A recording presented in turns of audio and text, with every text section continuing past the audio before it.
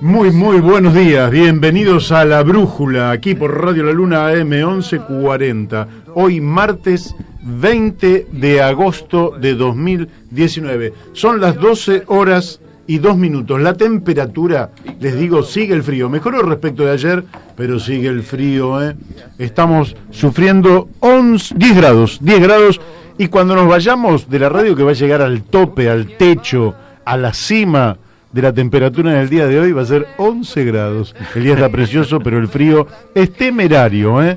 En fin, para mí, como todos ustedes saben, que ya me conocen, no me gusta el frío, me gusta el calorcito. Calorcito que se va a empezar a desplegar, lógicamente, a medida que avance el mes de, ya se termine agosto y empiece septiembre y avancemos hacia la primavera y vienen los días más hermosos. No falta tanto para que superemos los 20 grados, quizás el lunes de la semana que viene, dice el pronóstico que por ahí ya estamos en 21 grados de máxima y eso ya a mí me empieza a gustar. ¿Y con quién estamos? Con Daniel de Abrantes, como todos los días. Buenos días, Daniel. ¿Qué tal? Buenos días a todos nuestros queridos y consecuentes oyentes. Y nos acompaña hoy y honra a este programa nada menos que el amigo, diputado, mandato cumplido, Fabio Basteiro. ¿Qué tal, Fabio? Bien, acá estamos, buenos días. Qué bueno. Bueno, como todos los días, le agradecemos a nuestros operadores que hacen posible que esto salga. Y hoy, nada menos que Héctor Didío está a cargo de que esto llegue a todas partes de una manera absolutamente eficiente, nos ayude con las comunicaciones, con la musicalización, en fin. Sin él, este programa, lógicamente, no sería posible. Buenos días también allí en Corrientes, a Radio Fénix 92.1 MHz y a nuestra querida doctora Mónica Colunga. Para ella, un beso y muchas gracias por hacer posible que tanto en Corrientes como en Chaco, quien quiere, puede realmente escuchar la radio por aire. También allí en las alturas a nuestros amigos Gustavo Figini y Elvio Yadanza, Radio La Paquita 88.9, Mendoza, Uspallata, ese lugar tan absolutamente encantador que la vez que lo pisé me quedé maravillado, hace ya muchos años porque fue en el siglo pasado. Así que pasaron muchos años. Y a todos les recomiendo, a quienes nos escuchan por aire, por las aplicaciones, por internet, porque nos escuchan en muchos lugares del país. Ayer nos estaban escuchando en España, mirá vos. Bueno, en gran medida también porque lo querían escuchar al profesor de Historia Jorge Cultri, que también nos habló sobre San Martín. Pero quienes quieran recuperar algún programa o escuchar algún reportaje en particular de los tantísimos y excelentes reportajes que se han hecho en esta radio, no por mérito de quienes hacemos las preguntas, sino de quienes la contestan, pueden suscribirse al canal de YouTube La Brújula en la Luna. La Brújula en la Luna, canal de YouTube, también nos pueden encontrar por Twitter y por Facebook, y pueden recuperar reportajes. Hoy vamos a tener, además de Fabio, que esperamos que sea un animador de este programa en el día de hoy, también participando como protagonista de este programa y haciendo las preguntas a nuestros invitados. Vamos a tener dos invitados en particular, que son Antonio Bonfatti, con quien esperamos poder comunicarnos, espero que todo salga bien, presidente del Partido Socialista, a quien, bueno, le vamos a hacer una cantidad de preguntas, y en la segunda hora vamos a estar comunicándonos con Jorge La Peña. Con Jorge La Peña estuvimos comunicados en el mes de mayo, mediados de mayo de este año. Pero si estuvimos hablando sobre todos temas energéticos, pero quiero decirles que esto es la Argentina y parece que hiciera 20 años que nos comunicamos por la cantidad de cosas que pasaron. Por ejemplo, le vamos a preguntar por el apagón del 12 de julio del Día del Padre. Esas cosas que pasaron, que dejaron sin electricidad a la Argentina, parte de Chile, Brasil, Uruguay, y que realmente debe haber sido el fantasma Benito, que pasó y apagó todo, porque todavía no nos dieron una explicación de qué es lo que ocurrió. Y le vamos a preguntar también por este tema de que el Instituto Mosconi está apoyando este congelamiento de precios, pero al mismo tiempo este congelamiento está generando una serie de conflictos con las gobernaciones que quieren que el congelamiento sea a costa más de los recursos de la nación que de las provincias petroleras. En fin, esto es realmente un galimatías, es un problema laberíntico, un problema difícil de solucionar, sobre todo en medio de una crisis y de una gran recesión.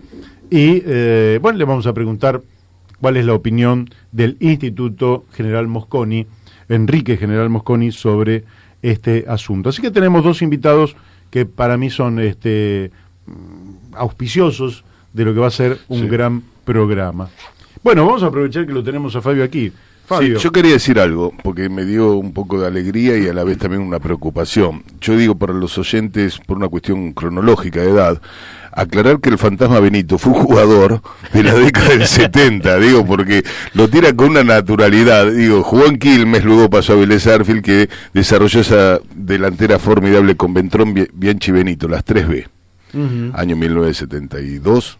En el Club Atlético Vélez Sarsfield. No, lo digo porque lo dijiste con una naturalidad, el Fantasma Benito, y la pobre gente que está del otro lado tiene que entender la ubicación, que tiene que ser un poco de fútbol, pero aparte de hace 50 años atrás, sí, ese es el problema. Mucho tiempo atrás, pero bueno, de todas formas, en el imaginario es un fantasma que no tendría que explicar cuando Lopetegui en realidad asumió la responsabilidad de en 30 días explicarle al país qué es lo que había pasado con semejante apagón. ¿Vos te acordás que fue de una dimensión sí, tremenda? En Uruguay y en Brasil incluso. Sí, claro. Y fíjate vos que... Y con responsabilidad empresarial, cosa que fue diluida, esa responsabilidad, claro. quedó en el olvido, ¿no? Casi. Sí, bueno, vamos a tratar de sacarla del olvido. Cuando fue lo de Venezuela también quedó... Estamos hablando de un mes atrás, estamos hablando. Un mes, fue en el Día del Padre. Claro, fue, el Día del Padre. El Día del Padre fue. Junio. ¿Junio o julio? Junio. 12, sí. Bueno, yo lo tengo por acá, pero sí, 2 meses atrás. 2 meses atrás. Pero parece que fuera... Impresionante. Hace 2 años. 2 años. 12 de julio tengo yo. No. Es 12 de junio. Si fue el Día del Padre, junio fue. Junio. Sí. Bueno, está bien. El día del apagón. Así que bueno, vamos a estar. Fabio, ¿cómo están los temas? Te voy a preguntar por cómo estás viendo la situación de los trabajadores en este contexto en el cual estamos insertos. Por ahí, si entra Bonfatti, obviamente, el reportaje es a Bonfatti. interesante escuchar a Bonfatti, aparte en una además situación... te digo que pidan ustedes también para hacerle preguntas. Yo tengo una cantidad de preguntas para hacerle, pero viste que las traigo más que nada como un orientador, ¿no? Como un orientador, pero después la conversación se va animando de la forma en que lo haga. Es bueno que pudiéramos conversar con Bonfatti, porque, bueno, es todo un... Más allá de lo que le pasó en la provincia de Santa Fe en su persona, quizás el avance de otra fuerza política que va a gobernar en el futuro, pero igualmente yo creo que la situación de los trabajadores no queda exenta de la hecatombe por la que se está transitando el conjunto de la nación. Ahora, con particularidades, acá me parece que cuando se habla de los trabajadores, yo vuelvo a reiterar que el concepto de trabajador muchas veces hay que ampliar a lo que tradicionalmente se entendía como aquel que estaba afiliado a un sindicato, ¿no?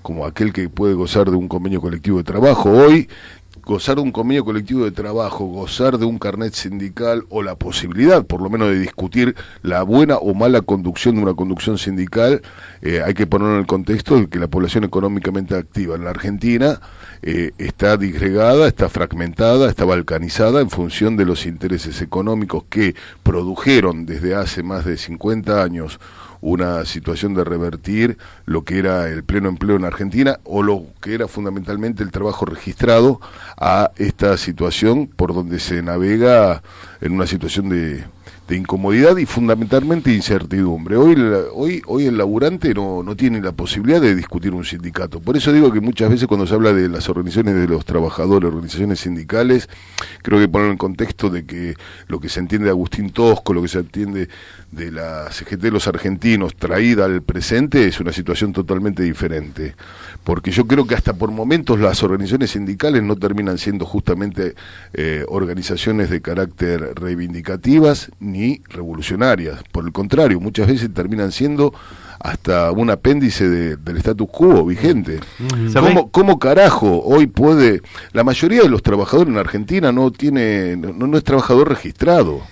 desocupados, subocupados, desempleados, trabajadores cuentapropistas, trabajadores de nuevas modalidades de formación laboral. Entonces casi termina siendo un privilegiado el trabajador que tiene ropa de trabajo, almuerzo y horario de no más de 44 horas semanales. Sobre la dirigencia sindical y en general sobre toda la dirigencia, ayer estábamos, ayer lo tuvimos a Gargarela y Roberto. Sí, una linda charla, y estábamos conversando, digamos, que el sistema encontró una forma muy efectiva de estabilizarse, que es subir al estándar del 1% más rico del país a toda la dirigencia política, sindical, social también, social, judicial, eclesiástica, y entonces toda esa dirigencia forma parte de ese 1% más rico del país.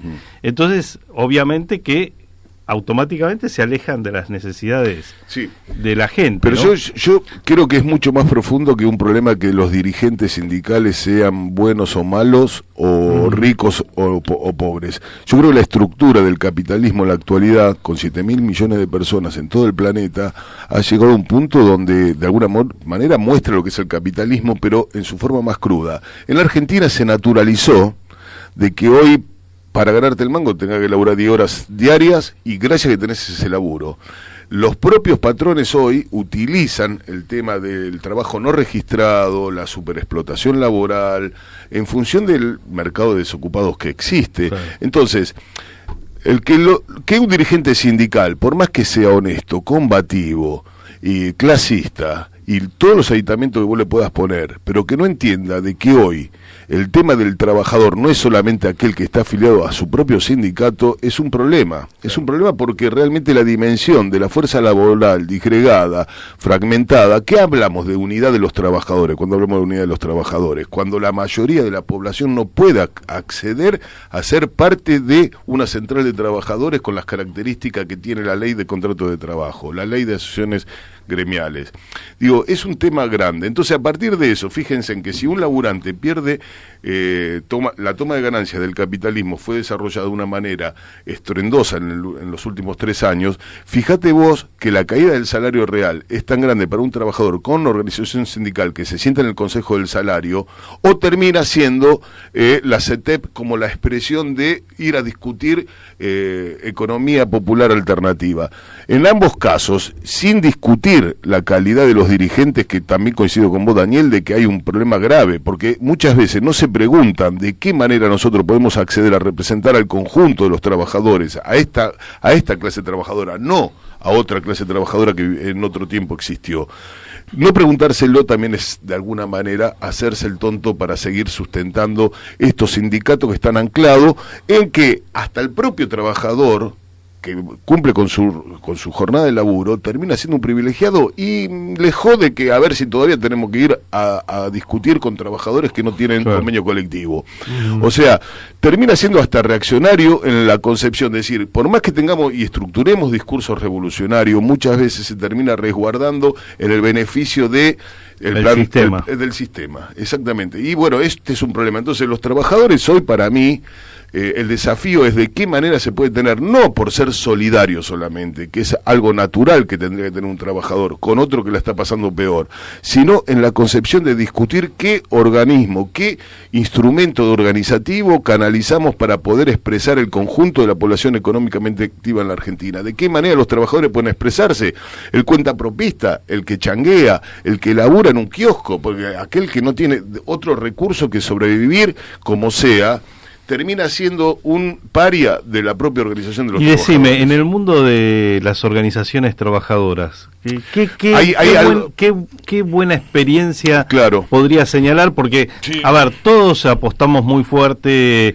y bueno, yo nunca he sido activista gremial, pero hemos visto con gran simpatía siempre el desarrollo de la CTA y después terminó una desilusión bastante grande. Sí, la verdad es que desilusión creo que no se supo adaptar a las nuevas circunstancias que fueron aconteciendo. Bueno. Pero yo me acuerdo de Mir Sader, cuando estuvimos en el foro de Porto Alegre. Porto Alegre, sí.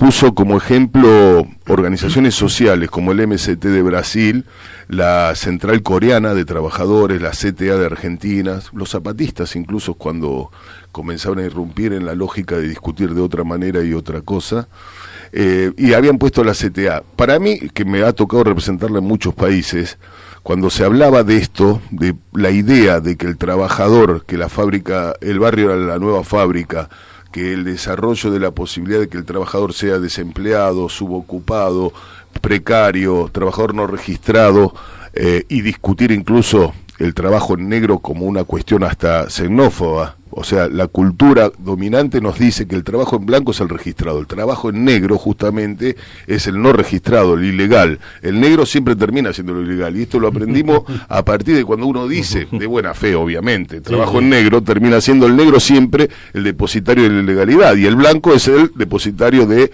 la reglamentación vigente.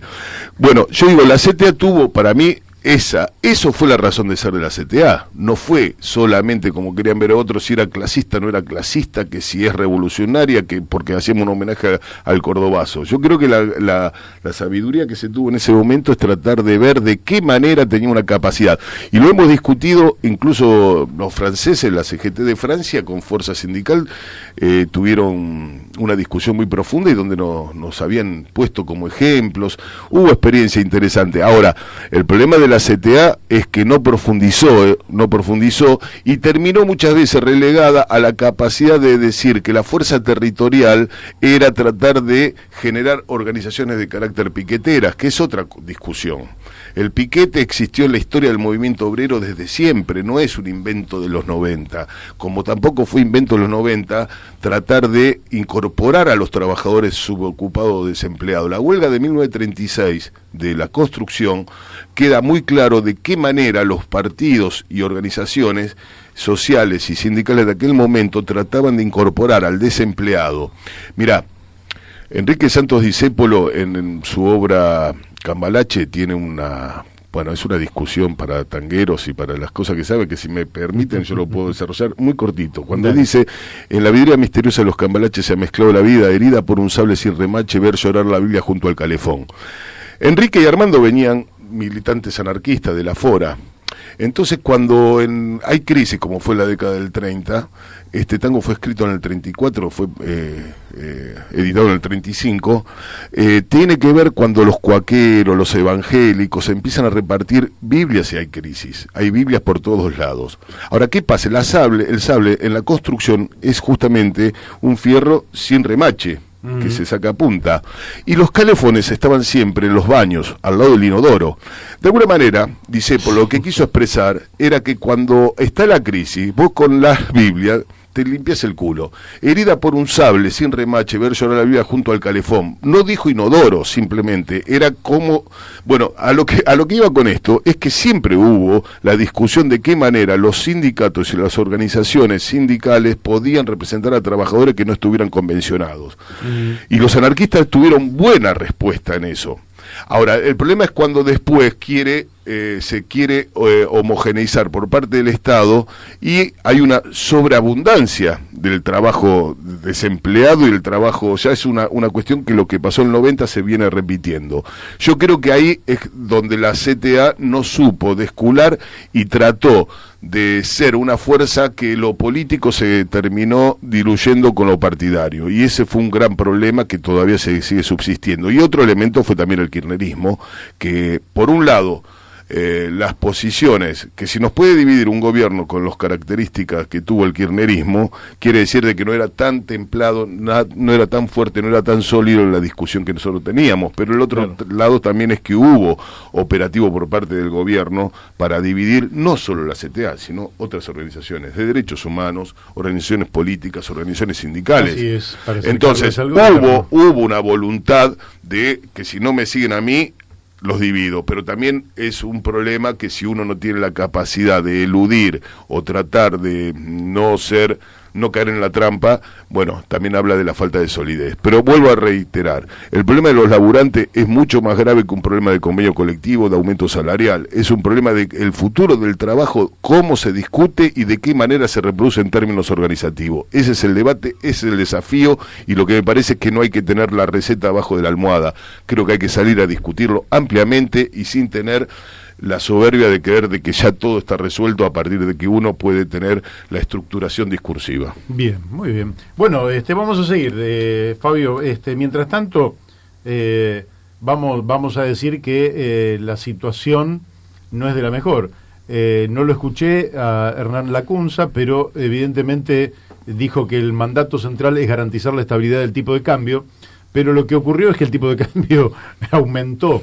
Entonces ahora estamos con un dólar que sube a 58.50, el Banco Central hasta este momento, es decir, a esto es minuto a minuto, quiere decir que por ahí estamos atrasados 5 minutos y ahora vendió más. Estaba vendiendo 84 millones en alza el dólar. La bolsa porteña se está desplomando más de 8%, después del feriado largo por el 17 de agosto. Y el riesgo país está en 1.886 puntos.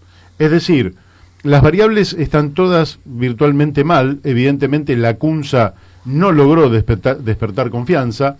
El FMI dice que la Argentina afronta una difícil situación, es decir, van a enviar a su misión a la Argentina a estudiar virtualmente cómo está toda la economía. Creo que viene un conjunto importante de miembros del Fondo Monetario Internacional, que son los que van a observar si se han cumplido las metas fiscales, las metas monetarias, en fin, todo aquello que debió haber normalizado la economía argentina, y que la economía argentina está caotizada de manera absoluta. Vienen a cargo de Roberto Cardarelli. Esto es lo que va a dar pie a que hagan un nuevo desembolso, que es el desembolso de septiembre, por 5.400 millones de dólares.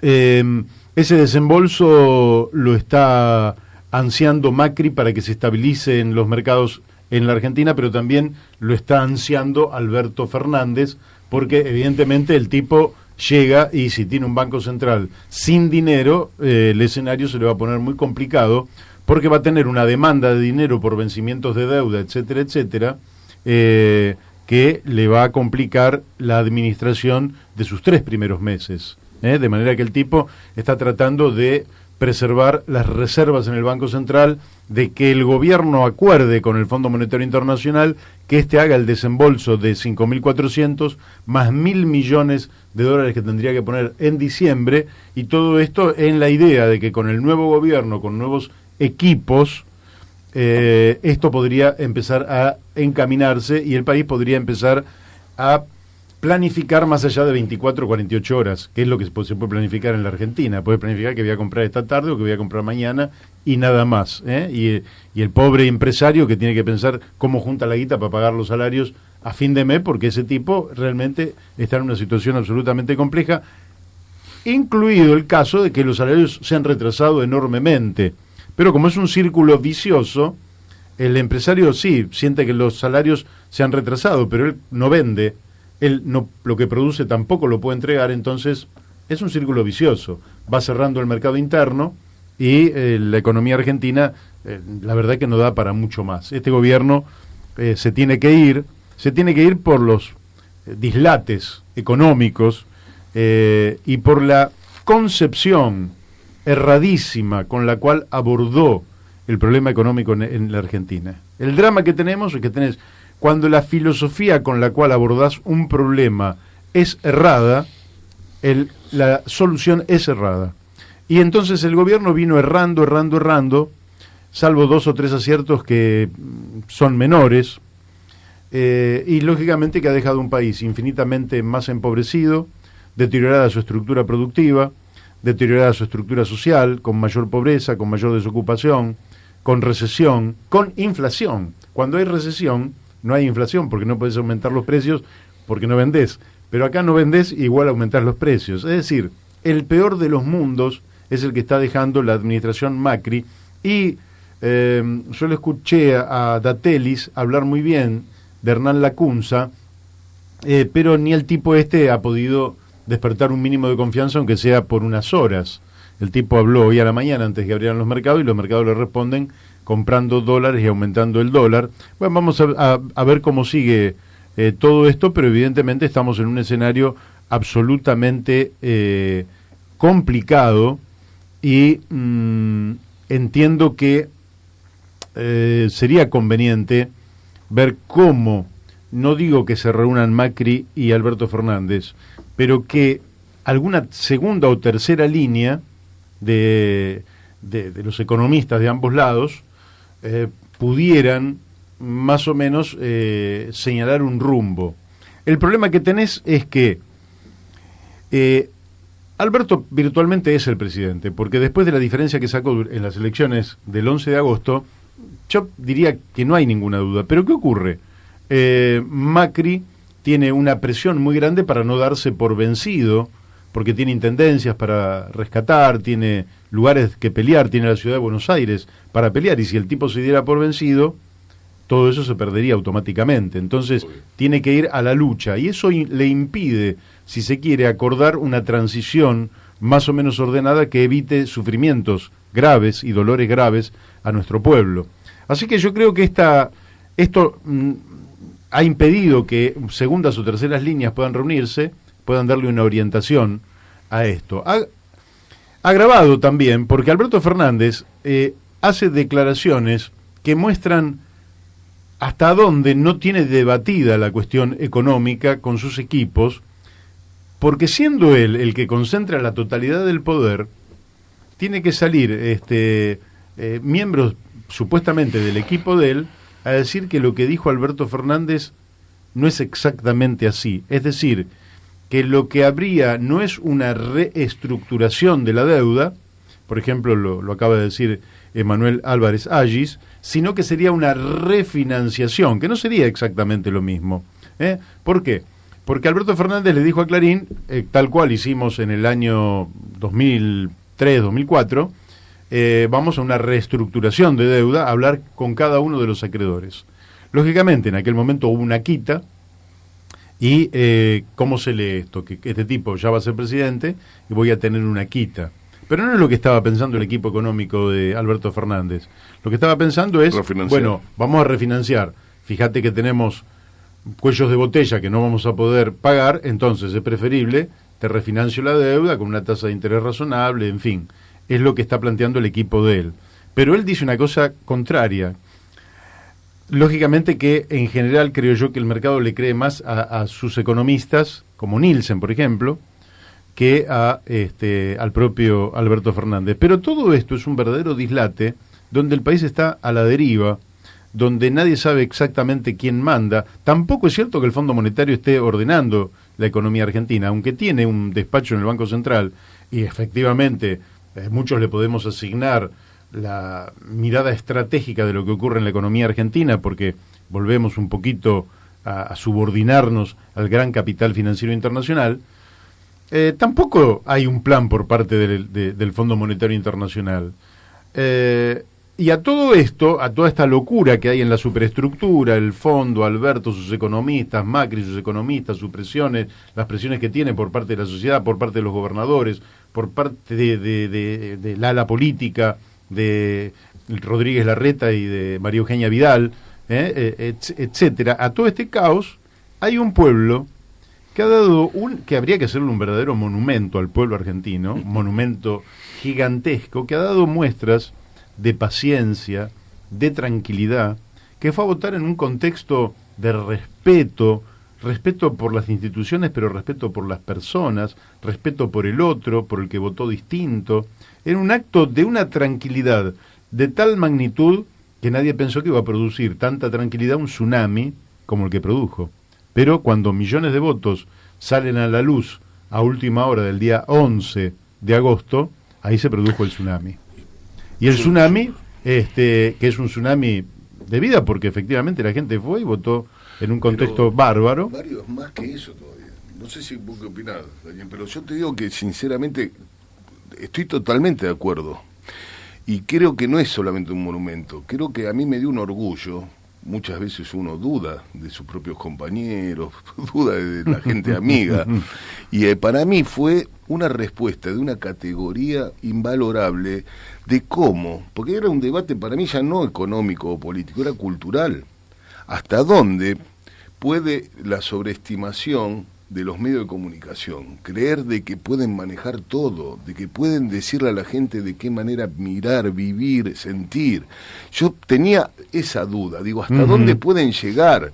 ¿Hasta dónde pueden poner la agenda política? ¿Hasta dónde la famosa Big Data nos domina, ¿no? George Orwell quedó corto con lo que se está manipulando y llevando adelante. Entonces yo honestamente nunca pensé, la alegría que yo tenía ese día, el domingo, fue tan grande, porque más allá del candidato, más allá de la fuerza política, más allá de lo que uno opine en la coyuntura, una muestra de vitalidad. Una muestra de vitalidad, y que más allá de Mañeto, más allá de Majules, de Viñaski, de todo, de los trolls, de Facebook, de todo lo que te quieren hacer vender, callado, con reservas, fue un sumán, es lo que decís vos, pero yo le agregaría que en el debate cultural, la pulseada cultural que no da dados, vos veías la cara de Leuco de la Nata, era decirle no pueden, más allá de ocultar, mentir, tergiversar, subestimar, maltratar a la gente, diciéndole que la culpa es de ustedes incluso. Yo creo que, digo, no sé si estoy exagerando, pero fue cortito la alegría, pero igualmente creo que no es solamente política, la lectura es cultural. ¿Hasta dónde pueden desde el poder decir que yo te manejo? Y creo que el otro día ni nosotros, yo particularmente tenía fe, tenía entusiasmo y una necesidad enorme de derrotar al macrismo, pero nunca pensé que fuera tanto el cachetazo. No, pero de todas formas acá lo veníamos diciendo... que iba a ser fuerte. Porque nosotros lo que habíamos dicho, nosotros lo dijimos muchas veces, no miramos las encuestas, miramos lo que hace la gente de verdad, cuando va y vota. Entonces dijimos, vamos a tomar puntos nodales. Este 2019 se compara con el 2015.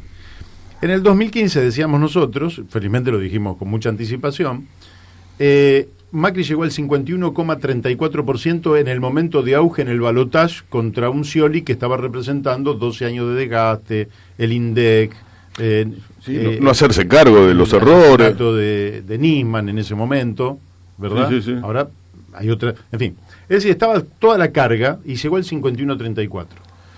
¿Qué es lo que pasó en estos 4 años? En general fueron malas noticias, pero veamos cómo se comportó la gente en el 2019.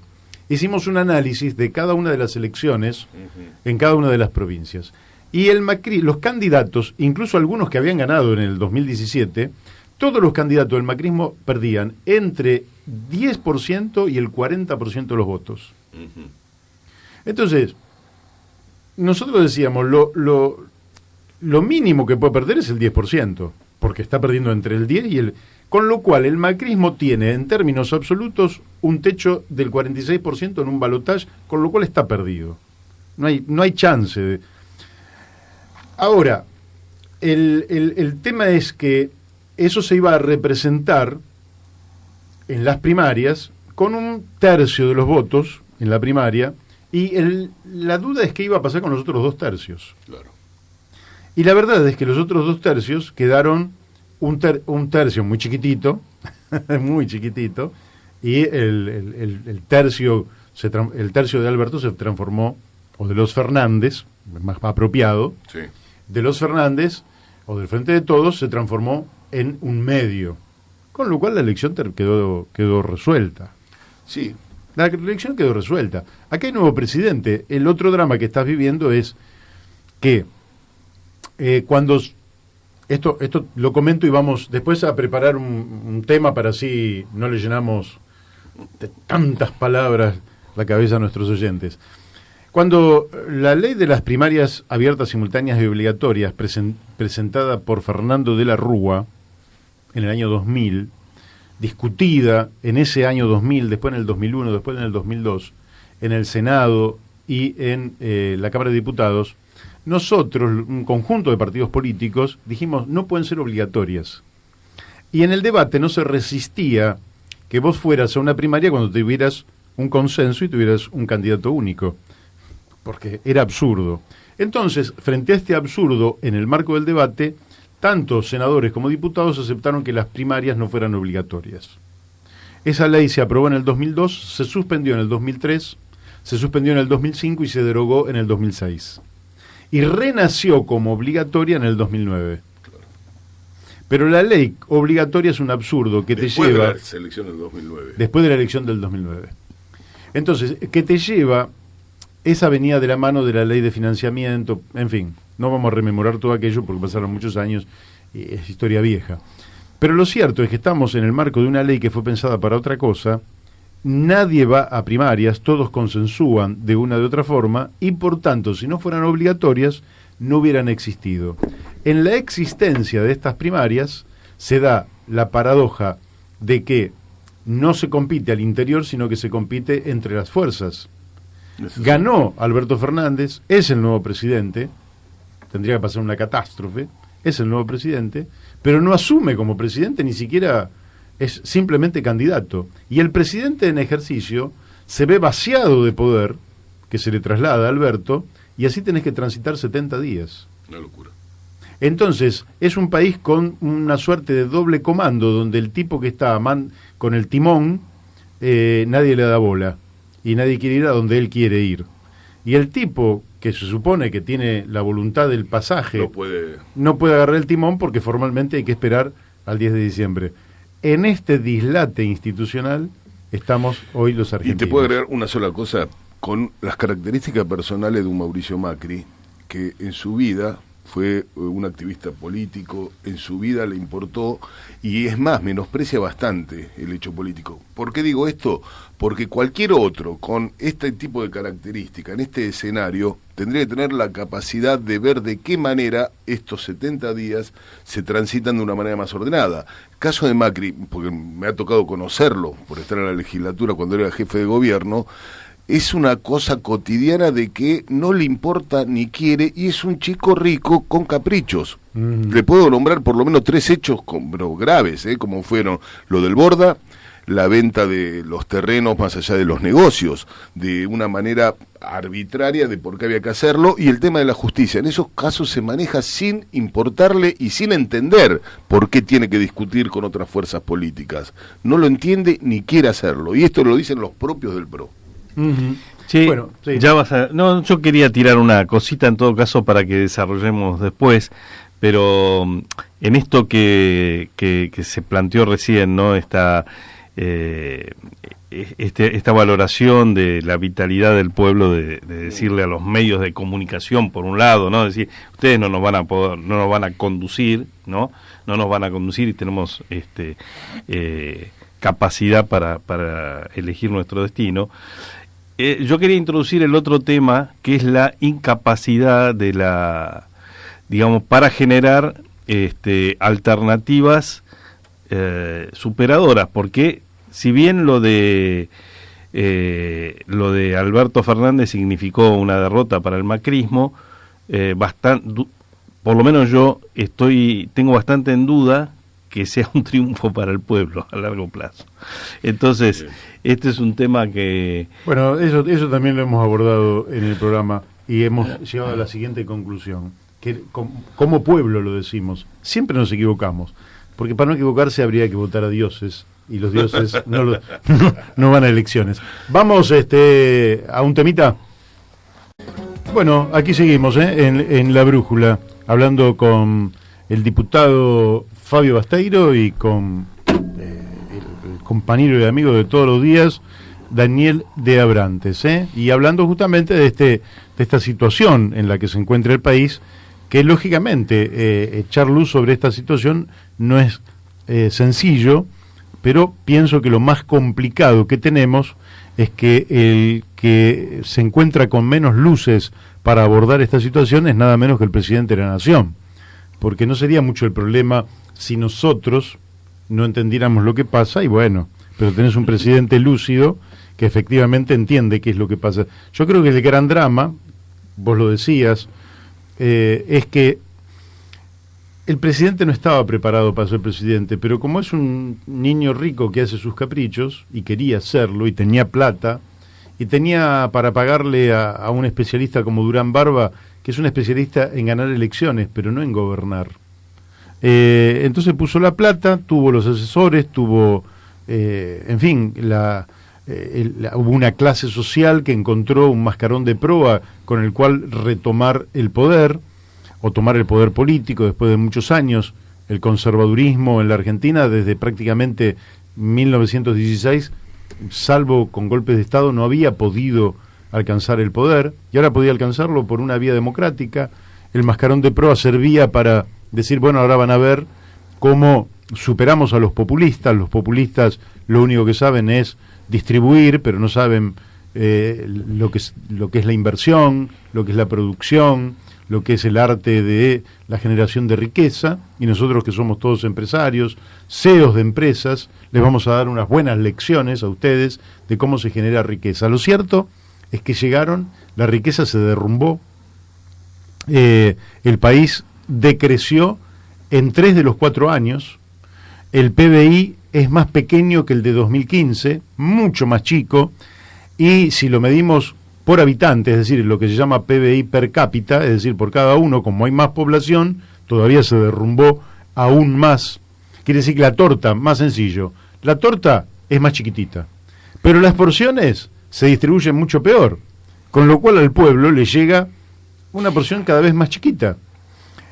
Por eso también hablamos de hacerle un monumento, porque se ha conformado con porciones muy chiquititas el pueblo, y sin embargo ha tenido paciencia democrática de esperar los tiempos y decir, bueno, vamos a sacarlo como corresponde, a través del voto popular. Y además han endeudado, es decir, la torta es más chica, la distribuyen peor, pero además te dejan una deuda de 150.000 millones de dólares nuevos, que se suma a la deuda vieja, que nunca han, y acá por estos micrófonos han pasado Héctor Giuliano, por ejemplo, que es un especialista, un auditor permanente, claro, de la deuda. También tu gran amigo Claudio Lozano, que sacó un libro, La deuda ilegítima. Sí.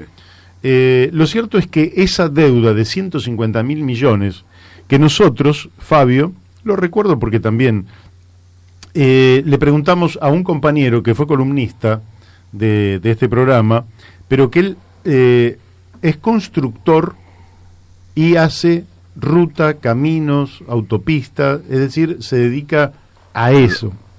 Le preguntamos cuánto salía el kilómetro de ruta, que sale $200.000 el kilómetro de ruta. Con lo cual hicimos la cuenta de que el endeudamiento implica dar una ruta que da 18 vueltas al planeta Tierra. No se puede hacer porque siempre hay algún lugar con agua, pero da 18 vueltas eso es lo que endeudó Macri a la Argentina. ¿Y dónde está esa plata? Está en industrias, está en tecnología, está en ciencia, está en infraestructura, está en puertos, está en aviones, está en barcos, ¿dónde? No está en ningún lado. Es decir, el tipo nos endeudó en 150.000 millones de dólares y te muestran que hicieron 4 cloacas, que hicieron 2 kilómetros de ruta, que hicieron cositas que son menores respecto del volumen de endeudamiento en el que te incorporaron. Ese volumen de deuda cae íntegro sobre las espaldas de la Argentina. Yo que vengo del izquierdismo, podríamos decir, y a nosotros siempre nos tratan un poco de llorones, así, ay, todo. Le digo, pues miren, como detrás de esto hay un congreso, Fabio, que no se lo pensaba preguntar a Antonio, no se lo pensaba preguntar a Antonio. Pero hay un congreso que votó el endeudamiento de Macri. Votó el pagarle a los holdouts y el pedido de nuevo endeudamiento. Y dentro de eso hubo algún voto de la familia que me dejó helado, pero que está. Con lo cual, la ilegalidad de esta deuda es difícil de señalar, porque hubo un congreso. Si bien hay nueva deuda que no obtuvo el permiso del Congreso, pero hay una bala anterior que te lleva a que decir que es ilegal es muy difícil. Yo creo que lo tenemos que tomar como una gran oportunidad histórica para el pueblo argentino. Decir, bueno, señores, este es el gran desafío. Entonces hay que utilizar las variables macroeconómicas, que eso se puede hacer, generar la riqueza que hay que generar, incluso para cumplir con compromisos que son leoninos, lógicamente reprogramando los tiempos, reprogramando, ¿no?, los vencimientos y básicamente incitando al desarrollo de la Argentina. La Argentina está absolutamente atrasada, empobrecida, y aunque a veces discutimos con los que plantean el no crecimiento, la República Argentina, su pueblo necesita crecimiento económico. Y eso se puede hacer, la gran duda, Daniel, Fabio, es si este gobierno que llega va a asumir ese desafío y va a darse políticas de Estado que se proyecten en el tiempo y que sean de difícil reversión.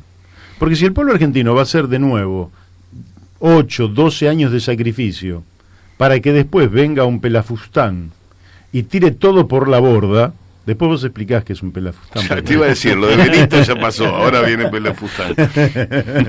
Y tira toda por la borda. Botarate. Che, yo quería, ya que te tirás esto, hago un comentario. La clase magistral que dio Fabio en pocos minutos de lo que fue una política de Estado en los dos primeros gobiernos peronistas en torno a la aviación, realmente eso habría que difundirlo, porque te abre la cabeza en torno a lo que puede hacer un país que tiene una orientación, que dice vamos para allá, y si durante 10 años vamos para allá, ¿sí?, lo que se puede hacer es muchísimo. Bueno, pero después... ya lo hemos vivido. Yo valoro, claro, lo del gobierno justicialista, uno no proviene culturalmente de esa corriente política, pero lo ves en el tiempo donde el IAPI, claro, las políticas con respecto al comercio exterior, cuestiones que, claro, ahí entendés. Es más, la discusión con el gobierno kirchnerista, muchas veces, si fueran peronistas, te pones a discutir, y no es por decir esto no llega a la altura del peronismo, sino que había una lógica. Lo del crecimiento, no solo crecimiento, Mario, sino de qué manera el crecimiento va acompañado con una política sustentable y orientada a la distribución. Fíjate que el Paraguay es uno de los países que más creció en la región. Absolutamente. Perú, Colombia están creciendo. Perú está creciendo de una manera que también tiene tasas chinas, y sin embargo el nivel de desigualdad, inequidad por el cual se transita es comparable a la África, es comparable a los peores países. Sí, con el deterioro en general ambiental, el que extractivismo, es brutal. El extractivismo como formato... Y que no es sustentable. Y no es sustentable. No, y digo más, ¿qué es lo que viene? Lo decía Daniela al finalizar el otro bloque. Yo particularmente lo que creo es que hay una necesidad de sobrevivir, y por eso creo que la gente votó como votó.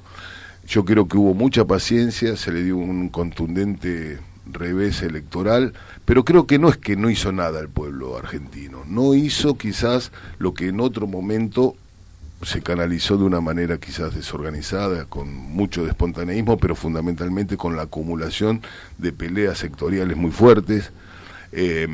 Yo creo que hubo 6 paros generales. Sí. Hubo salidas a la calle como yo nunca había visto, de una manera que en Argentina naturalizamos estas cuestiones, pero claro, yo he estado en sí, otros países, un paro general no se realiza, más que Lula tuvo presidente, el primer obrero industrial fue presidente, o en Bolivia o Salvador Allende, pero en Argentina la cultura del paro general, donde no transita una mosca por la calle, es algo que nosotros vemos con naturalidad, y salvo el Uruguay, en la Argentina no hay paros generales con las características que se ven en nuestra región, no hay. Digo, hubo paros generales, hubo movilizaciones constantemente y se puso en discusión. Es verdad de que hay un nivel de blindaje mediático muy elevado que permitió canalizar, pero digo que también es parte de la sapiencia de este pueblo, porque en el 2001 fue ayer nomás, y sin embargo se salió a la calle. No es que de repente somos unos corderitos que lo llevaban al matadero. Creo que hubo resistencia, pero también hubo falta de una canalización organizativa más interesante, que es producto de lo que estamos pagando de la otra década. La división del campo popular se marcó de una manera muy grande y se tuvo que aprender, porque acá yo particularmente, yo voté al Frente de Todos, lo digo porque lo voté por una cuestión de autodefensa nada más, digo, hay que tirarlo a este, y si me ponían a otro, iba a votar a otro, no tenía ningún inconveniente. Pero a lo que voy es que también hubo una jugada que fue muy... no es ganar o perder, porque todos tenemos que hacer una profunda autocrítica, hay que tomarse un tecito de antisoberbia y sinceridad, porque creo que hubo un reconocimiento a los errores cometidos. Que Cristina no vaya es un golpe muy fuerte en el sentido de que... Esto lo seguimos hablando después de la tanda. ¿Te parece, Héctor? Vamos a la tanda y después de la tanda lo seguimos hablando. Bueno, seguimos aquí en La Brújula, por Radio La Luna AM1140, y estamos hoy, como todos los lunes y martes, con Daniel de Abrantes y acompañados por el diputado Fabio Basteiro, y en minutos nomás nos estamos comunicando con Jorge La Peña. Vos te interrumpimos anteriormente porque vos estabas haciendo un señalamiento, vas a tener que ser breve, pero después nos queda hasta las 2 de la tarde. Un poco de autocrítica por parte de Cristina. ¿No ves al mismo tiempo que esa autocrítica que hay una suerte de corrimiento por múltiples razones hacia el centro, eligiendo a Alberto Fernández, tanto sea porque la Argentina que venía era muy difícil para ser gobernada por ella, como para articular con los gobernadores, como para articular con capas que estaban enojadas con el kirchnerismo, como Sergio Massa, por ejemplo? Mira, yo lo que creo que también hay que ser, primero que la autocrítica, la crítica por parte del kirchnerismo, la autocrítica que se pueda realizar, nos incluye a todos, porque yo creo que nosotros tenemos un nivel de responsabilidad, digo, nosotros en el sentido de la capacidad de conformar una tercera opción, o tratar de acumular dentro del campo popular por izquierda al kirchnerismo, creo que tenemos que hacer una profunda autocrítica, porque realmente a nosotros nos dieron un mandato que lo malversamos, nos guste o no nos guste, veremos las razones, cuáles fueron las conductas, pero a partir de eso yo sí, hay algo que me ha sorprendido. Cuando fue lo de la hija, está muy mal en Cuba, la hija tuvo un problema, y yo creo que también hay algo, cuestiones de carácter personal, que en cambio de creer de que esto le quita perfil a la señora Cristina, por el contrario, a mí me parece que la engrandece. Si es que su propia hija le ha solicitado, le ha pedido, y que esto pone a ella en una cuestión de elegir, me parece que agranda su figura en cuanto a la capacidad de renunciar. Una mina que fue 8 años presidenta, una mina que fue toda la vida militante, no es menor de que dé un paso al costado. Y después, ¿por qué lo hace con Alberto Fernández? Yo no puedo tener la respuesta, pero sin lugar a duda que el paso que dio a por lo menos desubicado a los sectores del poder que querían verla venir para de esta manera acumular en el antikirchnerismo o en el anticristinismo. Y me parece que de una respuesta de grandeza, que hay que respetar, que hay que tomarlo en cuenta y que hay que responder con el mismo criterio. Ahora, con Alberto Fernández tiene una trayectoria que ellos pueden hablar y saber qué es lo que ha pasado, pero me parece que lo que hay que tratar es que la nueva etapa que se avecina, ser generosos en la victoria, pero fundamentalmente tener muy claro de que no se sale haciendo bien los deberes con el poder. Me parece que hay que tratar de acumular con responsabilidad, pero teniendo en claro de que este modelo, como está sostenido, tiene que ser revertido de una manera, como decías vos, con política de Estado, más allá de las cuestiones de carácter coyuntural. Uno no puede seguir aguantando siempre la misma política en función de los intereses de la nación, cuando los intereses de la nación es el mismo pueblo. Acá pueblo y nación es una misma cosa y tiene que haber respuesta para la gente. Pues sabés que nosotros somos uno de los pocos espacios que plantea la creación de un Centro Nacional de Planificación Estratégica, justamente para las políticas de Estado, es decir, un ámbito donde todas las fuerzas discutamos. Lo peor que puede ocurrir en política es no escuchar al otro, y lo peor de todo es no escuchar al pueblo, digamos. Eso es lo peor de todo. Pero en política siempre hay que escuchar al otro, y cuando el otro dice algo, hay algún fundamento por el cual lo dice. Es decir, uno puede... porque eso lo descalificás, ¿no? Sí, rápidamente. Entonces lo descalifica. Al descalificarlo ya no vale nada lo que dice. No. Algún fundamento debe tener eso que dice y hay que contemplarlo. Luego también hay cosas que son contradictorias. Por eso es necesario llegar a políticas acordadas. la vieja idea del enemigo es la eliminación del enemigo, es la derrota del enemigo, pero no vivimos para eso. Es decir, ahora vivimos en democracia, en otra etapa distinta, felizmente, donde no es que vas a matar al otro, no, tenés que escucharlo, entenderlo y buscar un centro que en la Argentina permanece ausente, es decir, para lo cual nosotros hicimos una propuesta revolucionaria revolucionaria pero en el sentido tranquilo de la palabra, que es ir a un congreso unicameral, Cámara de Diputados, y lo que hoy es el Senado de la Nación, transformarlo en el Centro Nacional de Planificación Estratégica, de manera que no te cuesta un peso, no te cuesta nada, está representado federalmente, es decir, todos los rincones de la patria están representados en ese lugar, y pueden no repetir inútilmente las cosas que se discuten en diputados, sino que pueden abrir debates sobre algunos temas, por ejemplo, educación, ciencia, sí, tecnología, recurrir para llegar a estos acuerdos a especialistas de jerarquía internacional, no solo locales, sino internacionales, que vos puedas traer, porque al Senado no le cuesta nada pagarle un pasaje a un Manuel Castells, o a un Jeremy Rifkin, o a en fin, estas jerarquías que son de la intelectualidad mundial, traerlas, escucharlos, y que nos permita ir abordando los temas de la modernidad, de la justicia, ¿verdad?, de manera tal que tengas un ámbito donde el pensamiento estratégico, aquel que va más allá del cortoplacismo, pueda tener alguna orientación para las gestiones sucesivas. ¿Estamos en contacto? Bueno, ingeniero Jorge La Peña está en contacto con La Brújula. Sí, efectivamente. Bueno, nuevamente un gusto poder comunicarnos con usted. Y le vamos a hacer algunas preguntas.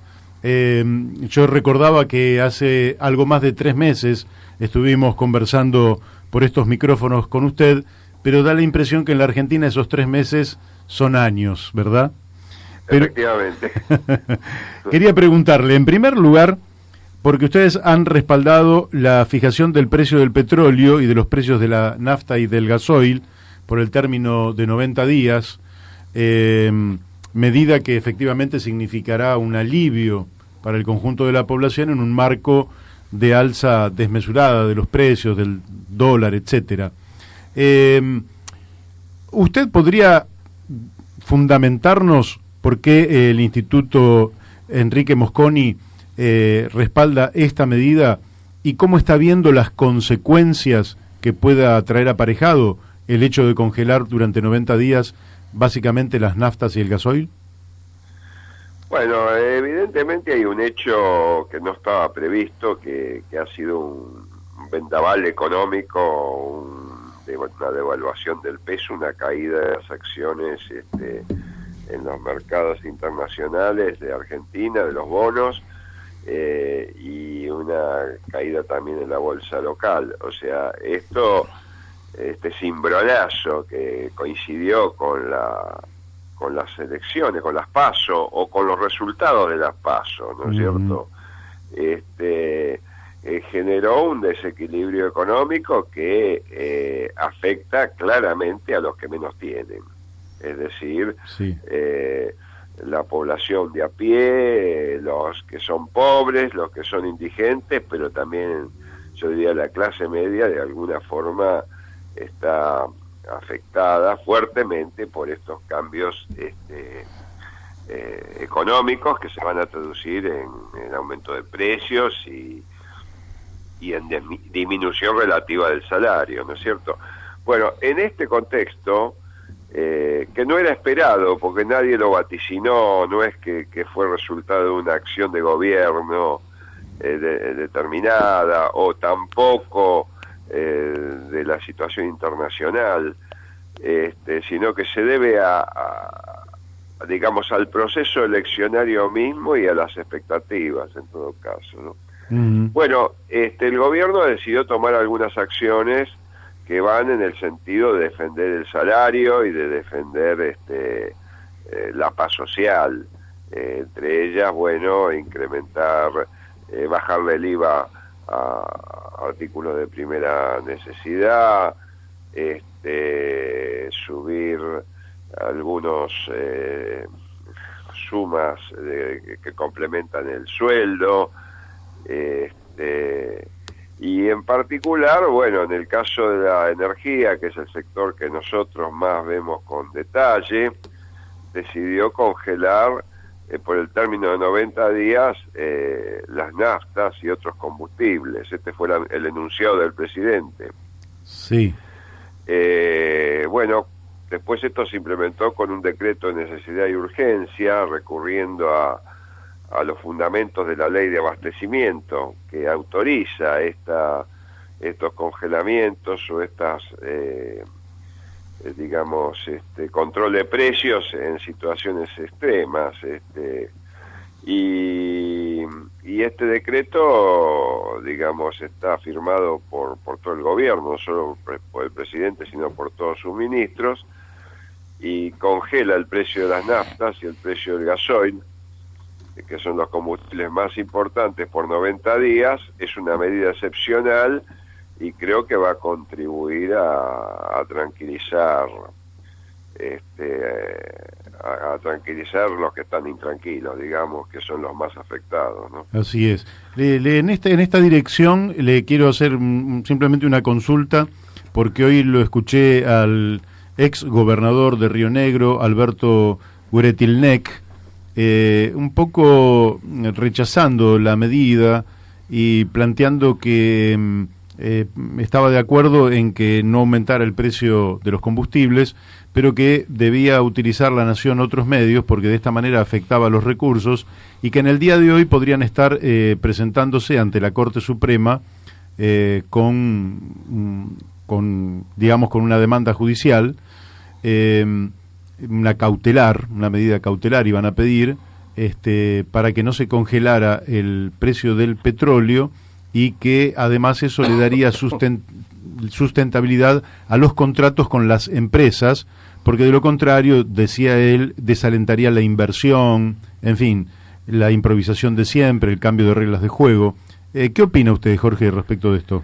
Y estoy en contra de ese razonamiento, porque forma parte de una respuesta orquestada por los sectores que estarían afectados por esta medida. De la misma forma, digamos que podrían reaccionar,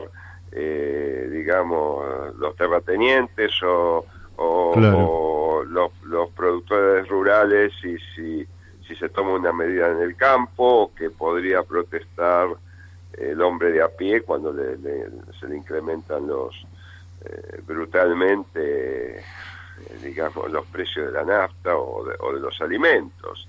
Es decir, lo veo como una resistencia a una medida gubernamental que está estudiada y está tomada por el gobierno en un contexto de emergencia. Ahora, es cierto que los gobernadores de las provincias petroleras, que se habrán alegrado, pienso yo, cuando vieron que el dólar se disparó, y que el peso argentino cayó, porque iban a cobrar, en definitiva, regalías sobre precios mayores. Claro. Tengan la frustración que expresa Gueretilnec para decir no, se cae todo. Y así también he visto al gobernador actual de Neuquén hacer el mismo planteo. He visto a sindicalistas que claman porque va a haber despidos, y nadie avisó que vaya a haber despidos. Y los petroleros, los productores de vaca muerta, salieron a través del presidente de IDEA, que es una organización que no es una organización sectorial, sino que abarca a todo el empresariado, a decir que con esto vaca muerta no es viable. Bueno, a mí me parece que están infundadas los temores, por un lado, y las aseveraciones, como las que hizo el presidente de IDEA, de que con esto vaca muerta no puede funcionar. Para esto tendríamos que ver exactamente cuáles son los costos de producción y en qué medida la decisión del gobierno paraliza inversiones porque le retribuye a las empresas, en todo caso, con precios menores a los costos, pero nadie conoce los costos. Claro. Entonces me parece que hay una sobreactuación de los sectores afectados, coordinada, porque acá están hablando los gobernadores que representan al poder político de la región, están hablando las empresas petroleras a través del presidente de IDEA, que casualmente es un petrolero que tiene intereses en la explotación de vaca muerta, y están hablando los sindicalistas por el temor a que vaya a haber despidos, y nada de esto creo que vaya a ocurrir en estos 90 días, a menos que se demuestre lo contrario, pero para eso tienen que mostrar las planillas Excel con los costos, para decir en qué medida no lo pueden cumplir, ¿no? Claro. Dos preguntitas más, Jorge. Una, le quería preguntar por el apagón que tuvimos el Día del Padre. Usted hizo una nota. ¿Nos puede decir qué más se sabe respecto de aquel apagón? Si se dieron las explicaciones del caso y si está garantizado que no se vuelva a producir un apagón de las mismas características. Bueno, la garantía no se la puede dar nadie, porque si el hecho ocurrió, podría volver a ocurrir, y de hecho la literatura nos habla de que estas cosas pueden ocurrir. Ha habido esta misma semana un corte importante en Inglaterra que afectó una cantidad de usuarios menores de la que este corte, pero que también ocurrió.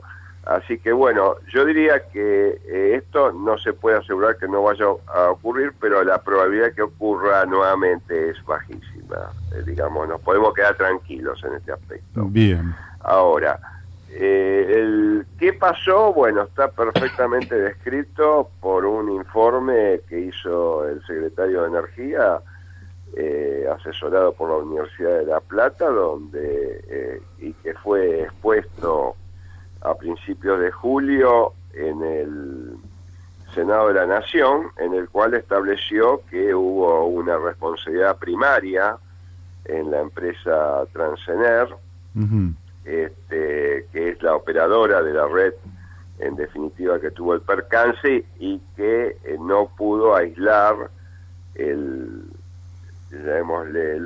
la falla para que no se trasladara todo el sistema como finalmente se trasladó. Pero también observó este informe del ministro y de las universidades, observó que hubo fallas colaterales por otros actores del mercado, es decir, hubo distribuidoras que no hicieron los cortes o donde los automatismos no funcionaban adecuadamente para liberar carga, y algunos generadores que también mostraron que sus elementos tenían fallas. O sea, como siempre se ve que cuando se produce una falla de este tipo, que además de la falla principal hay otras fallas que contribuyen a agravar el sistema. Bueno, lo cierto es que en este momento está definido bien lo que ha pasado, conocemos lo que pasó, es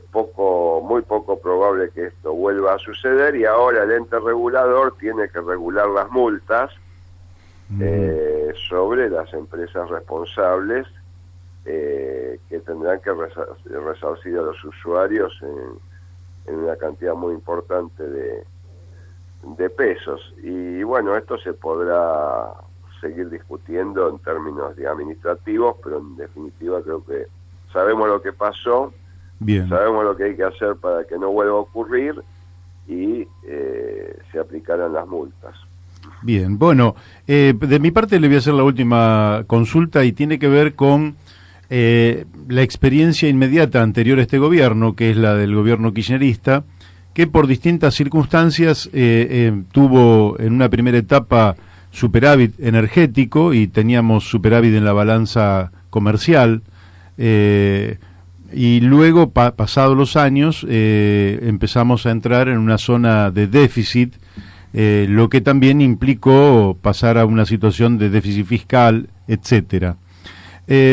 Usted ahora por lo menos de mi parte creo que el mismo signo político va a volver, conforme lo que ocurrió el 11 de agosto, y no sé si usted conoce los equipos técnicos que acompañan al el probable presidente Alberto Fernández, si piensa que ha habido una autocrítica en ese sentido y si piensa que efectivamente se va a abordar la cuestión energética desde una concepción de políticas de Estado antes que repetir lo que se hizo durante el periodo anterior. Bueno, voy a tener una mirada optimista diciendo lo siguiente. Primero, no conozco al equipo energético que eventualmente acompañaría al señor Fernández si es que en definitiva es elegido. Porque esto es, digamos, los resultados de las PASO han sido contundentes, pero todavía falta la elección propiamente dicha y los números pueden variar. Pero no conozco al equipo, no he conversado con nadie que me haya sido presentado como futuro ministro o cosa por el estilo en el caso de ganar el señor Fernández, así que no puedo decir esto.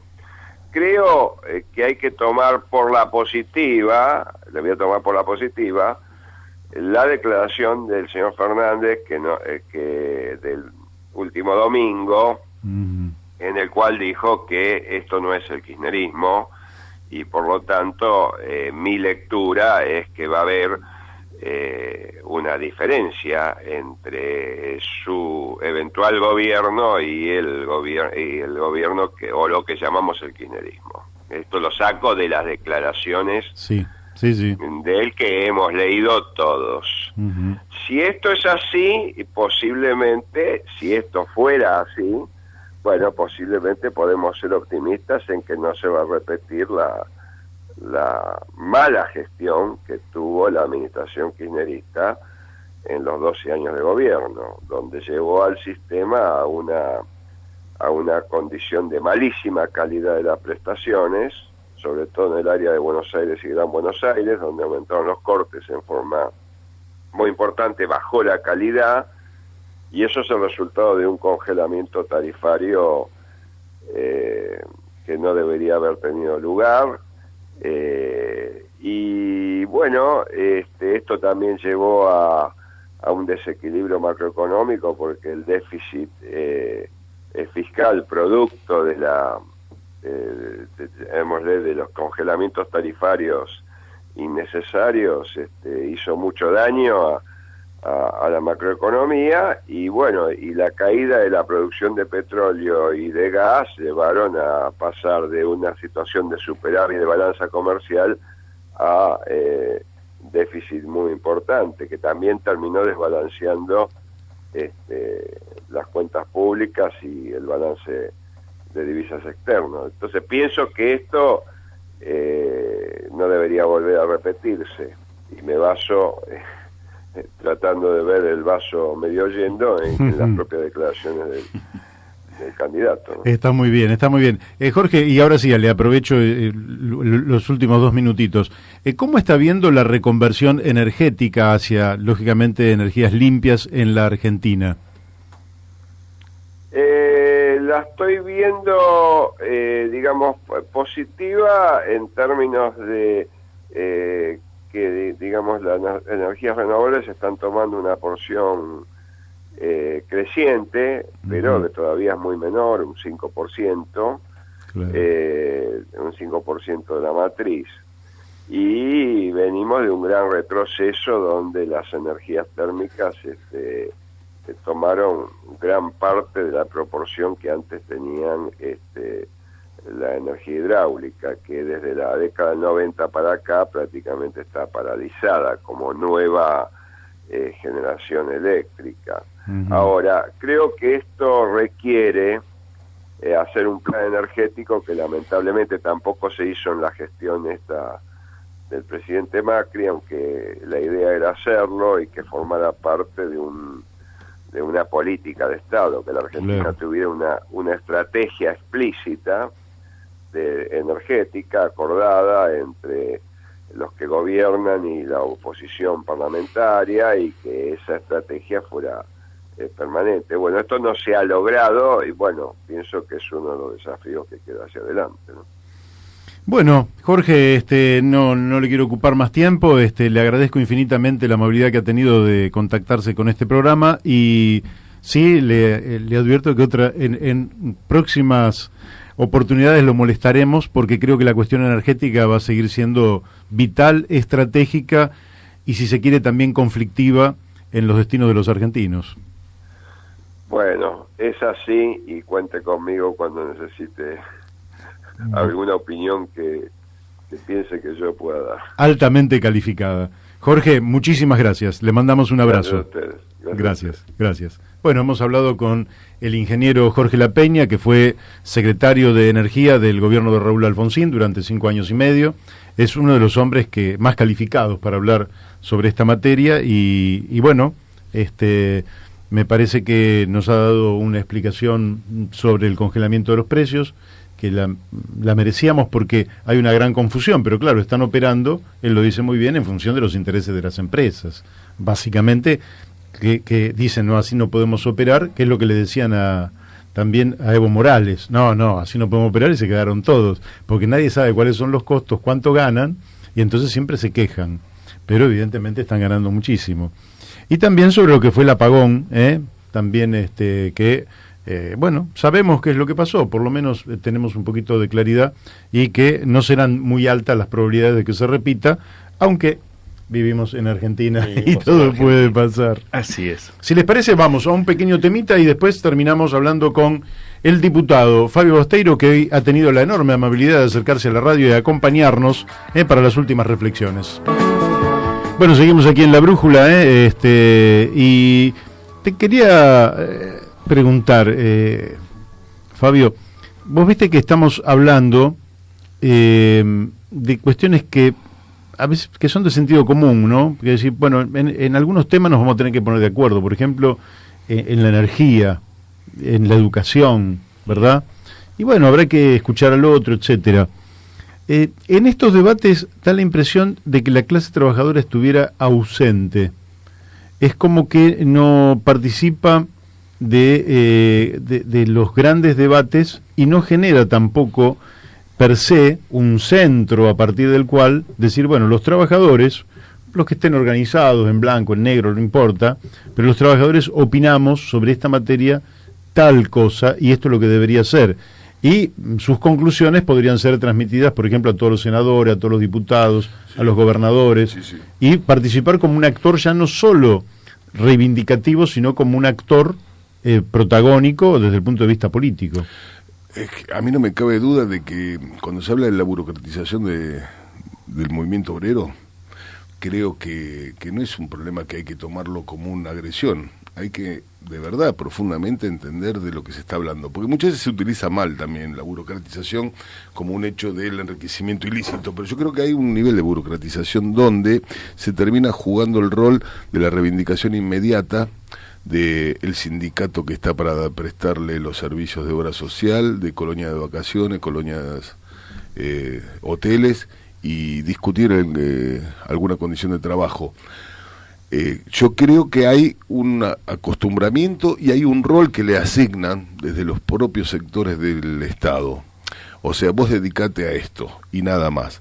Cuando se habla de educación, ¿cómo no vamos a hablar de política educativa si no hablamos de justamente los que construyen las escuelas, que son los propios docentes? Cuando se habla de salud, si vos no hablás con los sectores que están involucrados en las políticas de salud, no se podría entender de qué manera. Pero yo creo que ahí hay un nivel de responsabilidad de las propias organizaciones sindicales. Creo que en la última etapa del kirchnerismo, y el macrismo en su conjunto, ha llevado a una comodidad por parte de los dirigentes sindicales de quedarse reposados en la lógica de la reivindicación inmediata y el tema economicista. Creo que hay responsabilidades que hay que asumir.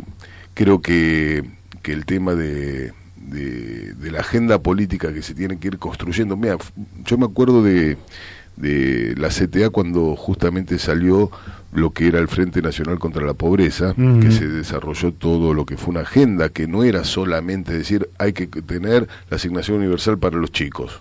No, era todo un shock redistributivo. Era un shock distributivo, era un librito donde involucraba, por un lado, el accionar y la praxis por parte de los trabajadores, salir a la calle en una época donde todo era detrás de las rejas, y era la construcción, por un lado, de la acción y el pensamiento.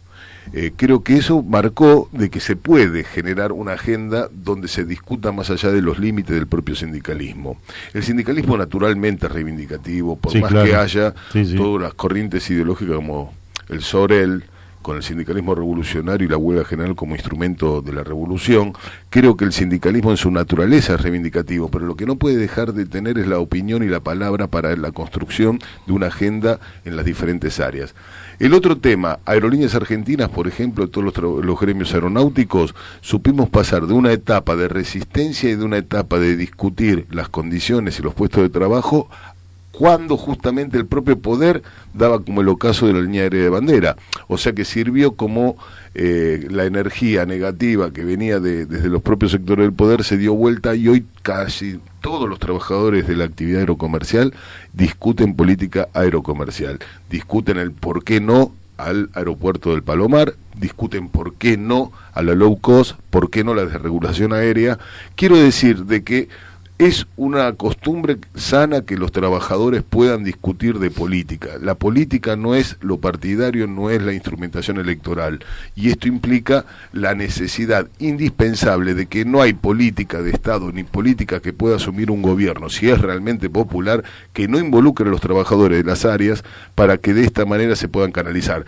Pero vos fíjate que muchas veces cuando se autoproclaman gobiernos de carácter popular, a los petroleros le damos esta cuestión, le damos una cantidad determinada de aumento salarial y ni me digas de qué manera se tiene que hacer la explotación petrolera, porque hay una lógica de acostumbramiento, de que vos quedate a eso, y esto tiene mucho que ver con el disciplinamiento sindical por parte de la estructura del Estado. Cuando se habla de la autonomía de los trabajadores del Estado, las patrones y los partidos políticos, involucra la necesidad de que los trabajadores tengan palabra, y esa palabra se tiene que estructurar. No es independiente, no es que se escriben en los costados de los libros de la historia verdades de carácter autorreferencial. La autonomía es la capacidad que tienen los trabajadores que en forma democrática directa pueden construir la agenda política, las prioridades que surgen de esa agenda y la metodología de construcción de la fuerza y necesidad de canalizarla en términos organizativos. No, yo ya te quería hacer una pregunta de algo que tiraste, porque es un tema que en algún momento lo hemos charlado acá y nos afecta como vecinos del barrio. Contanos un poco cómo está el tema del aeropuerto de Palomar y por qué no debería estar funcionando como aeropuerto convencional.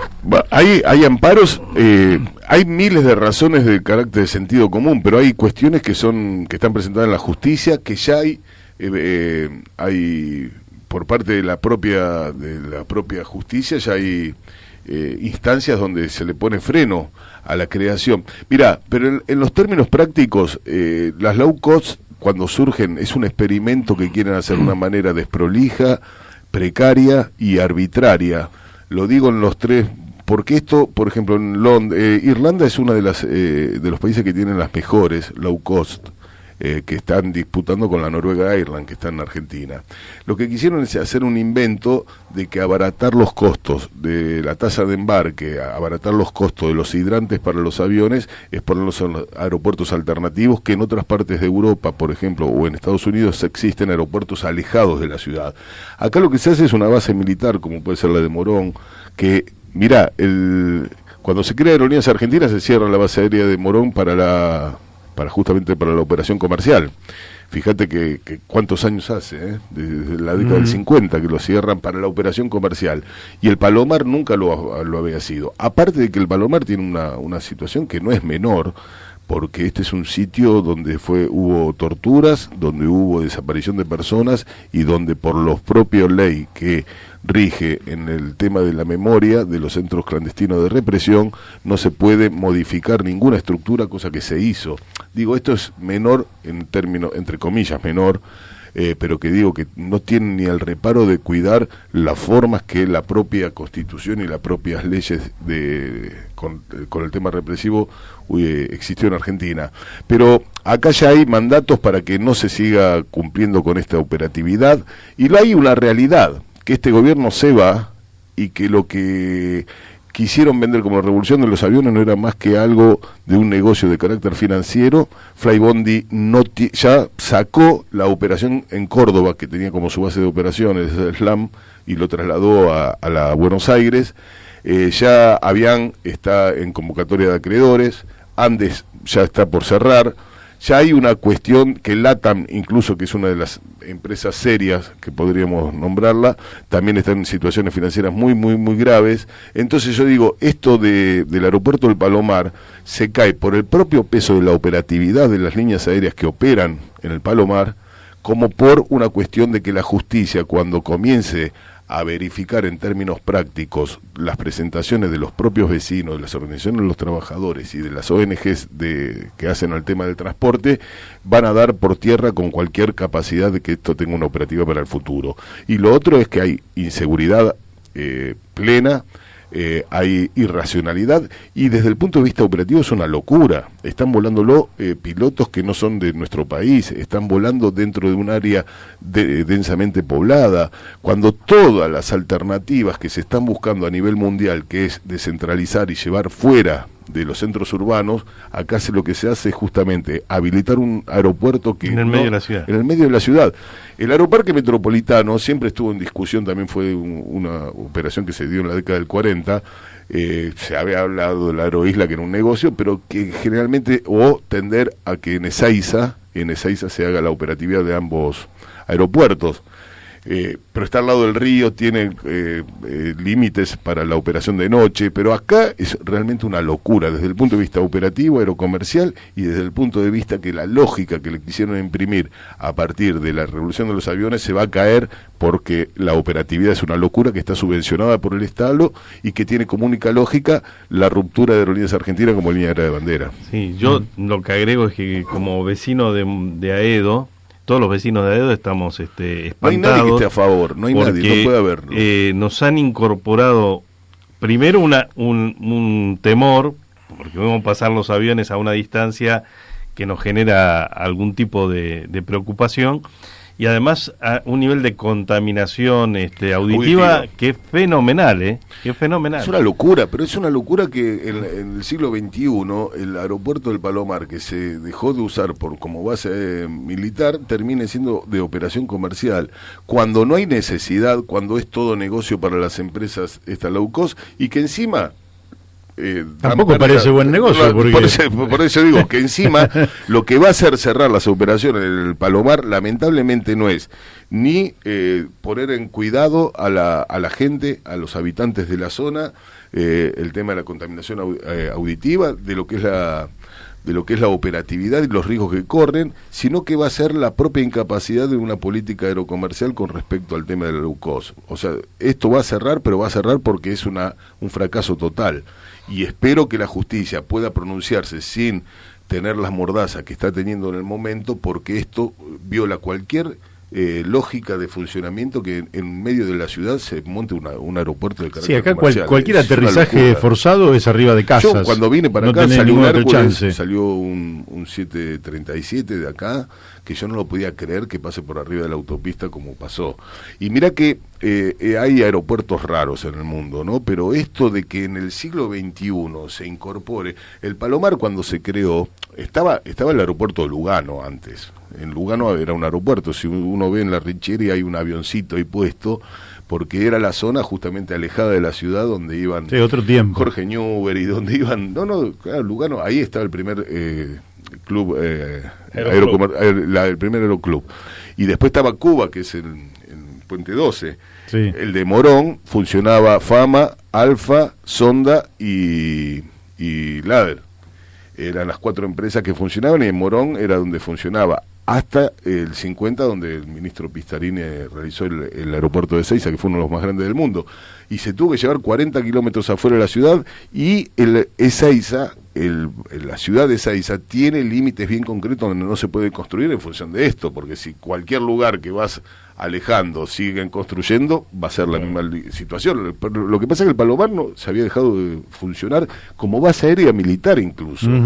Entonces, ahora, en el siglo XXI, meter el segundo... Era más razonable seguir desarrollando Ezeiza, ponerle un tren de cercanías, que es algo que es que ahí está el tema. Es que esta chantada que están haciendo, vos, lo lógico es que la incorporación tecnológica tenga que tener una planificación, un tren de cercanía donde vos podés hacer el despacho en la propia estación de trenes, para que luego vos ya te vas y al punto donde vayas y recibís el equipaje donde vos lo recibas. Esto pasa, no es solamente un problema de Sudamérica. En Sudamérica está existiendo, en Brasil ya tienen un complejo red de transporte que permite justamente abaratar costos, sacar el tema del transporte autoterrestre para llegar a los aeropuertos. Es toda una lógica de racionalidad. Acá es una incorporación de desbande tras desbande, realmente es una chantada. Pertenece todo al grado de improvisación y de falta de planificación. Vos fíjate que los metrobús en la ciudad de Buenos Aires, me ha tocado ser legislador,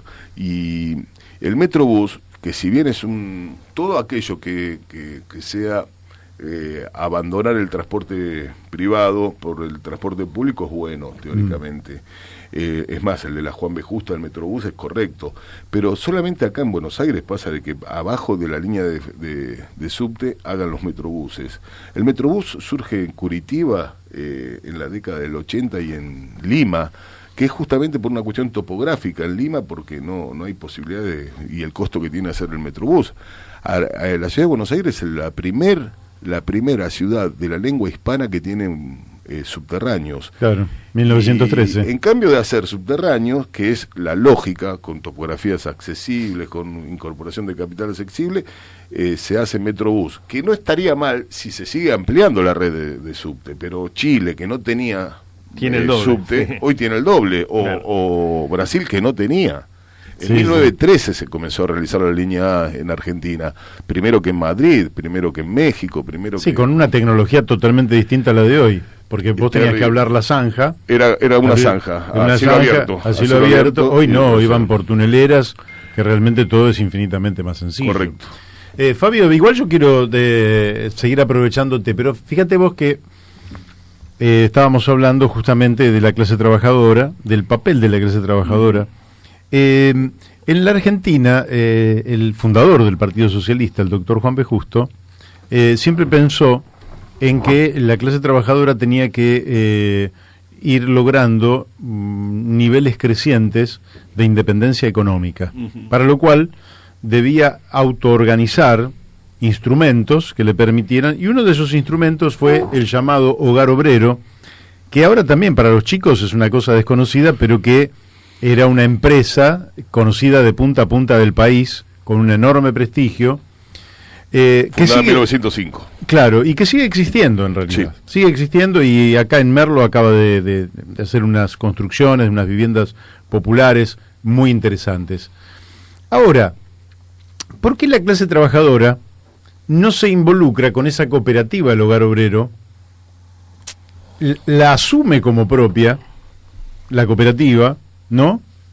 Y logra un circuito propio en capacidad de competir, nada menos que con los monstruos extranjeros, como Carrefour, Walmart, etcétera, etcétera, en el mercado? No estoy hablando de salirse de las reglas del mercado, pero tener un conducto propio, donde pueda tener una relación distinta con los productores, con los fabricantes, en fin, y donde pueda ir generando un espacio cooperativo, solidario, fraterno, propio, que va conviviendo y que va generando las nuevas corrientes también hacia una economía de naturaleza distinta.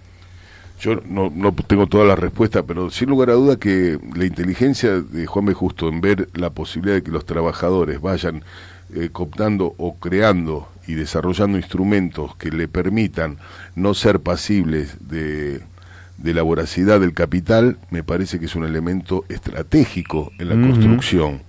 Digo porque hoy hay muchas organizaciones de carácter de la economía social que podemos, no hay que bajarle el precio, son importantes, son de sobrevivencia, se estructuran todas las fábricas recuperadas, todo lo que son los circuitos alternativos cooperativos, pero ahí hay un doble comando, un error que quizás el Partido Socialista quedó muy atrapado en el hogar obrero sin darle la autonomía como para un desarrollo que estuviera vinculado directamente con las organizaciones sindicales, y el tema de el sindicalismo de Estado, donde también todo se recibe a partir de la falta de autonomía por parte de los trabajadores con respecto a las organizaciones sindicales. O sea, el Estado me da, en función de que me da, yo desarrollo un circuito que es vinculado directamente al Estado. Por eso digo, el tema de la independencia y la autonomía no son menores, porque en este aspecto hay un error del Partido Socialista también, en querer acumular y centralizar en el tema del hogar obrero como única opción, cuando yo creo que la visión de Juan B. Justa fue estratégica en este aspecto, ir contribuyendo a la creación de circuitos alternativos al capital y en función de eso dotarlo de un grado de autonomía.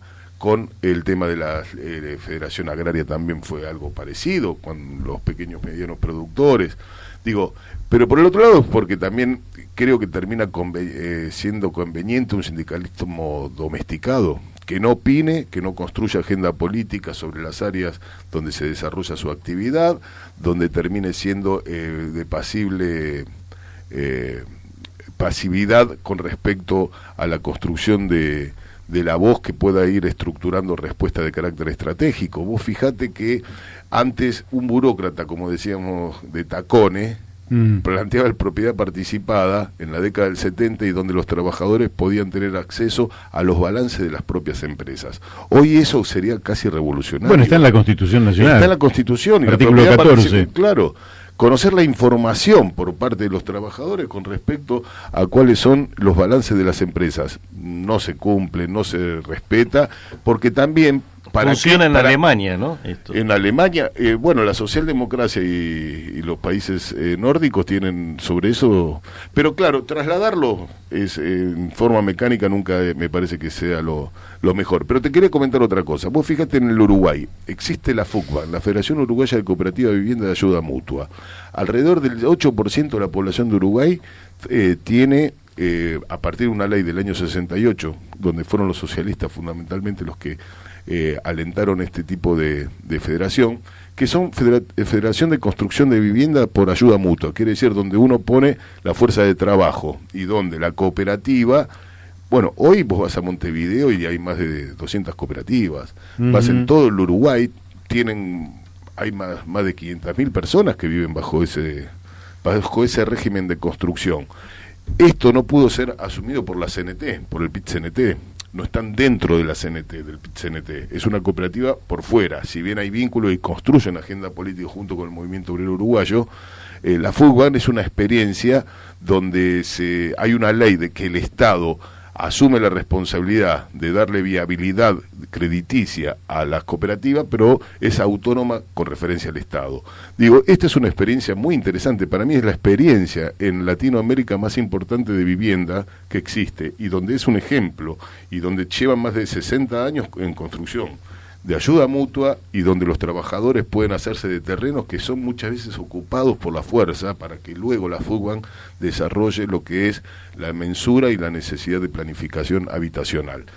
Digo, estas cuestiones necesitan, por un lado, de una reforma tan profunda que construya revolución.